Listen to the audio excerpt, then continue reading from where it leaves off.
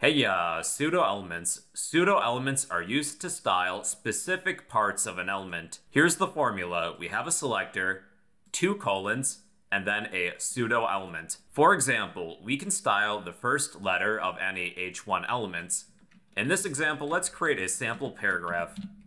I'll use a pair of paragraph tags and generate some sample text by typing lorem and then tab. I would like to style only specific parts of this paragraph tag. In my style sheet, I would like to select any P elements, and to use pseudo elements, I will type two colons. And here's a list of the possible pseudo elements. I would like to change the first letter of any paragraph tags. Perhaps I will change the font size to maybe 40 pixels, and the font style to italic. These properties will only be applied to this specific part of this element. Let's change the first line. The selector will be P elements again, two colons, first line. And I will make the first line, what about blue? Sky blue. And the first line is now blue. And if you do resize this window, the length of this first line is going to change. In this next example, we'll need two lists. I will use unordered lists. The first unordered list will have an ID of list 1, and the second list an ID of list 2. I will add 3 list items to each unordered list. Okay, list 1 will have HTML, CSS, and JavaScript. List 2 will have C#, C++, and C. Our next pseudo element is before. We can add some content before an element. So I would like to select any list items, and I will add some content before each of these list items. One useful property to combine with the before pseudo element is content. We can append some content before an element. Maybe before each of these elements, I would like to append maybe some text, an image, or an icon. Maybe in this example, I'll append an emoji before each of these elements. So I'm using Windows. To select an emoji, I can hold Windows and semicolon. And I would like to append a check mark before each of these elements.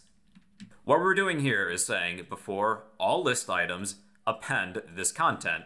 Now what we did is select all list items within our page. If I would like only a specific list styled this way, I can precede the selector with the name of the parent.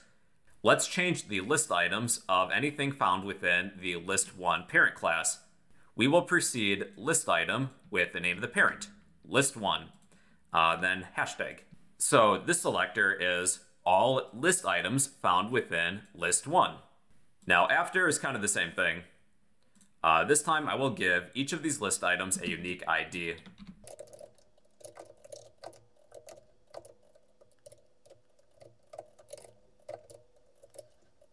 We can use an ID as a selector, so maybe I will select CSS and use the after pseudo element and then add some content after this list item.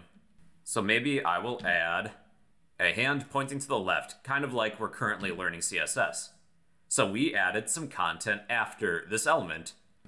There is also a marker pseudo element. With all list items, I would like to change the marker. The markers are these bullets in an unordered list or the numbers in an ordered list.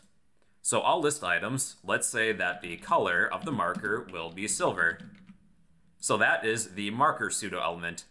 And the last one is selection. This text is selected with a blue background and white text. So let's change that to something else. So I will select my paragraph, two colons, and selection.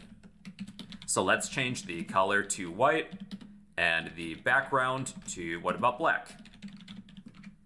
So when we select this text, the background color is black and the text is white. So that is the selection pseudo element.